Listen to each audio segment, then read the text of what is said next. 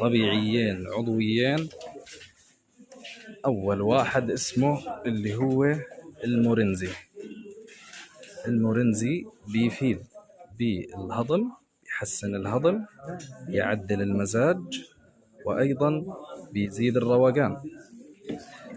عندنا كمان الزيمنت، بيحسن رائحة الفم، بيزيل رائحة الفم الكريهة، وأيضا بيفيد بالسعال والقحة.